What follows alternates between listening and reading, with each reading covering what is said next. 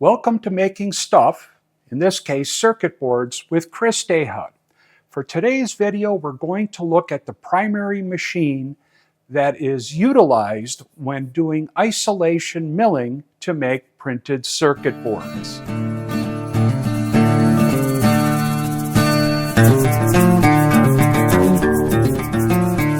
The CNC machine plays a key role into performing the operation called isolation milling. In previous videos, you've seen quite a bit of information about that already. But central to all that is a CNC machine, which can range in price from as little as maybe $150 up to tens of thousands of dollars. You can build them yourself, such as I did here with this machine, or you can buy pre-built ones, and you may need to add accessories, etc., to get it more functional for what you're trying to do. But in this case, I'm just pointing out what I think are really key features that will help you get successful printed circuit boards. The most critical element of your CNC machine is going to be your spindle. If the spindle doesn't run true, isn't square to the table, trammed in perfectly, you're not going to get good results. This particular spindle is about 10 years old, and it is 2.5 kW, which is a fairly powerful spindle. It's 24,000 RPM, and it's got an ER-type collet chuck on it. This is the device that you want on your spindle. You definitely want a collet chuck and not a Jacob's chuck, which is what I'll show you in a little bit here. But this is how the tools are loaded into the spindle, like so. You'd slide it into your collet, and then you would use a couple of wrenches to tighten it up.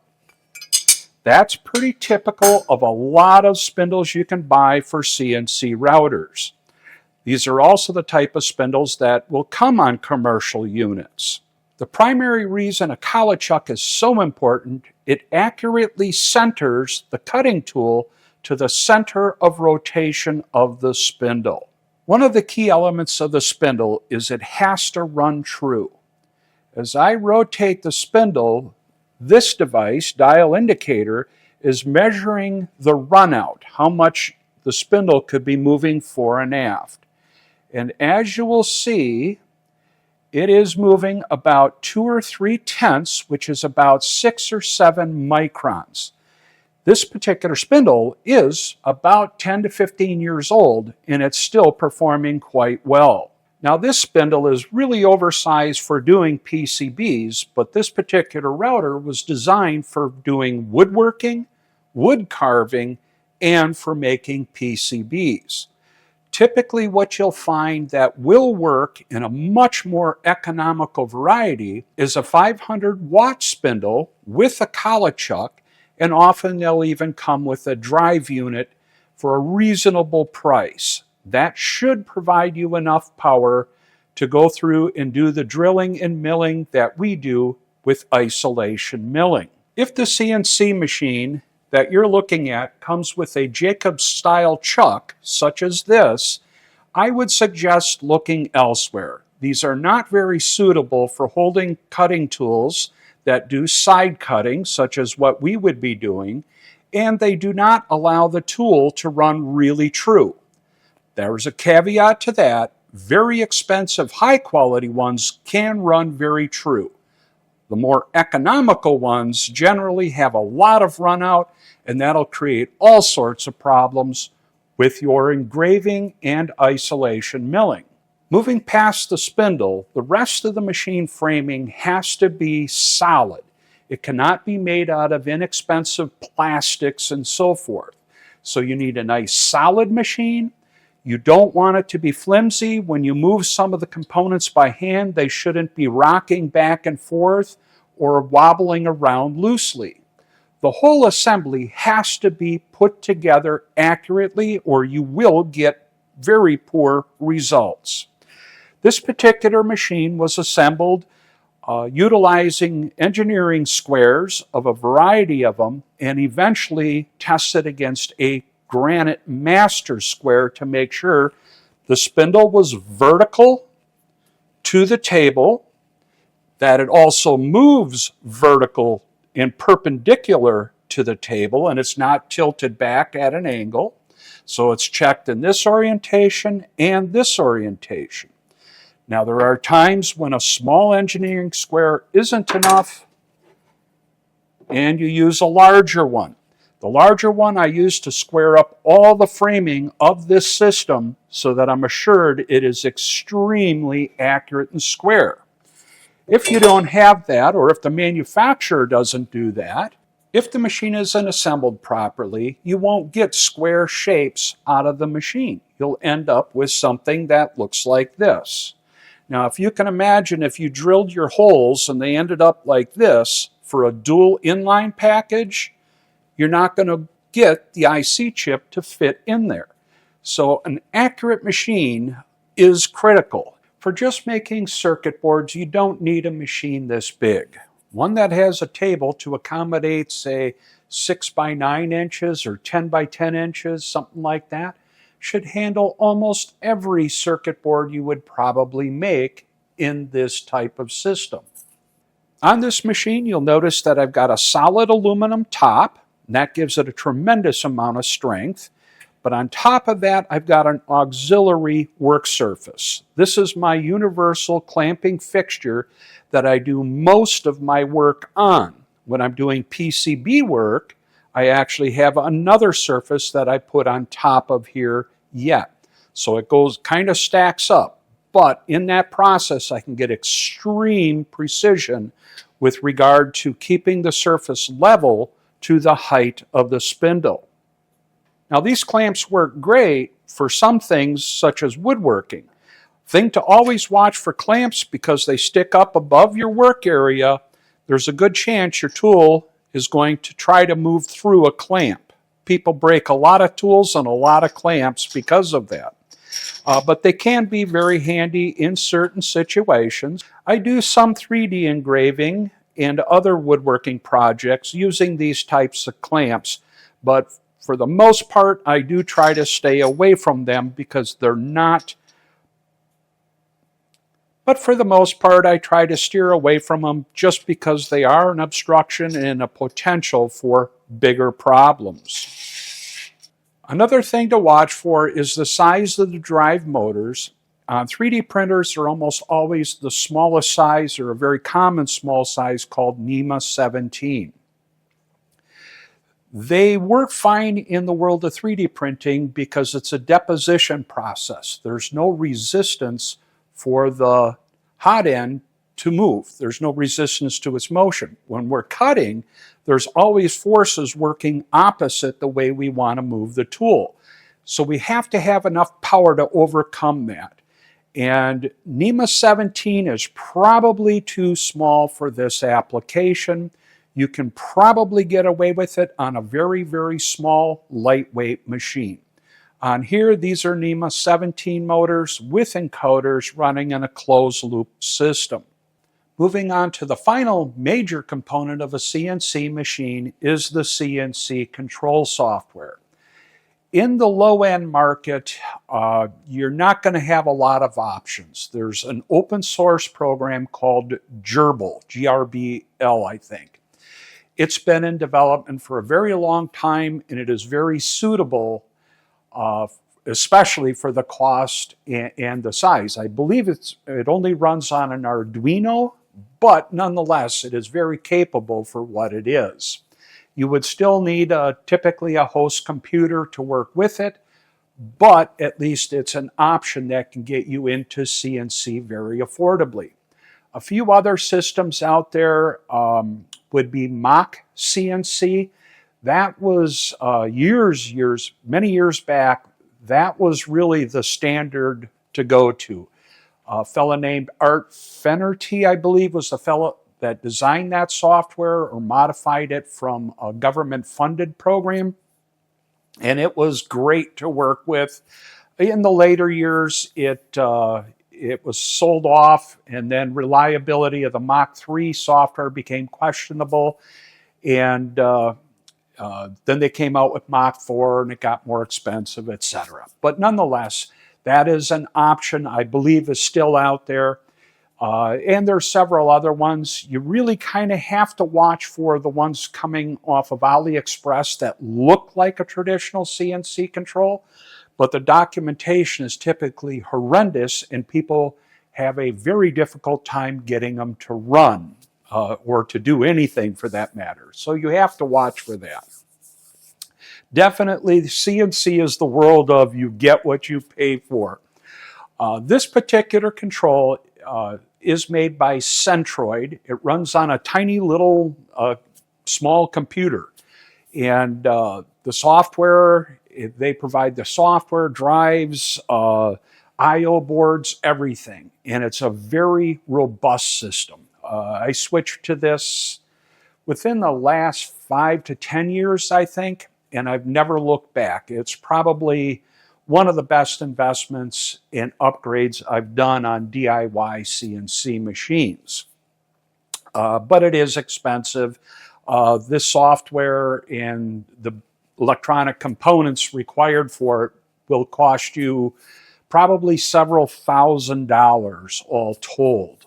But for me, reliability is important. I come from an industrial CNC background, so I don't have a lot of patience for systems that run whenever they want to as opposed to when I need it to work. But look for the best you can get in a CNC control software package or control system such as this. Now I'd like to show you a few offerings from Amazon in the world of small CNC routers. I want to preface this by saying I am neither recommending or to buy or recommending not to buy. I'm just pointing out what I see based on my experiences. These offerings will be at the very bottom end of the market. Let's take a look at this router. It's $171. It does run on Gerbil software, so that is an indication it's probably running on an Arduino controller, and that's perfectly fine. It's got a 300 millimeter by 180 millimeter working area. Sounds about a real good range for a router. But let's look at a few of the details that I spotted in it right away. Here we're seeing the working volume, that blue cube. But right above the blue cube, you'll see the spindle motor. And at the end of it, you'll see a straight shank shaft sticking out. Now we're seeing the collet chuck, which is used to hold the cutting tools. Notice the set screw right above the wrench that appears to be stopping it from rotating while they take the collet nut off. That set screw is how that is aligned and mounted to that straight shank. That is going to be a wobbler. It is not going to run very true unless by sheer accident everything is perfect. So that's a red flag for me. If the spindle doesn't run true, you're going to have trouble with isolation milling. Another area that I wanted to show you is what this machine's made out of.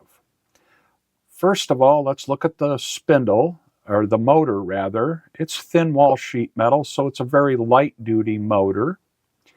The housing that's holding it is definitely plastic, as is the saddle, which is the device that holds the spindle itself. And that's all plastic as well. It does have a lead screw, and it does have guideways that are using ground shafts. So that part of it's okay. They do specify that it's aluminum profile table, and I can see the side rails are aluminum profile, but I suspect everything else is constructed of plastic. We'll scroll down. I suspect this is plastic, probably these end caps, this component, the saddle, and the spindle housing, all are probably plastic. NEMA 17 motors, very lightweight. They claim the motor is 24 volts running at 1,000 RPM here, but up here I see notation for 20,000 RPM, so I'm not exactly sure what you're going to get for a spindle motor. And of course, you get the bits and pieces, and you got a bit of assembly to do. Now let's take a look at this one. This one is a $650 machine, all metal. That's really nice. It comes with a 300-watt spindle, which is substantially more powerful than the last one, but still right at the bottom end of what we would want as far as power and spindle. Let's see if there's anything telltale here. You'll notice right away that the stepper motors are larger, as we can see here. Your working volume on this one is slightly larger. Nothing wrong with that. And let's see, let's scroll down here. They're showing the machine. This is one of their promo images. They're saying it's got a 300-watt spindle. It's all metal construction. It's using linear rails. And that's actually a really nice feature. That's this device here, here, here, and we can see a little bit of it there and there. That is the best way for guiding a machine. It's far superior to the round rails that we saw on the other examples. Even large industrial machines use this type of guideway system. It does come pre-assembled. It's using the gerbil-based control software, and I'm not sure what the low noise is about, but that could be relating to the actual spindle. They're claiming that it can cut aluminum, stainless steel, and brass. I think that's a pretty aggressive boast. I seriously doubt you're going to cut any of those materials with any level of efficiency. But overall, not a bad machine. 10,000 RPM spindle, and I believe it was 300 watts, so pretty good there. I can't tell for certain if this is a bolt-on collet chuck at the end of the spindle like the other ones. It doesn't appear to be, so it might actually be part of the actual motor spindle, and that might run more true. With that, you should have a little bit better understanding of what's important, what isn't important on these low-end CNC machines. As mentioned before, you will get what you pay for in the world of CNC. Hopefully this overview of my CNC will help guide you into what to look for in a CNC if you're looking to purchase one or to get into the hobby of making your own CNC machines.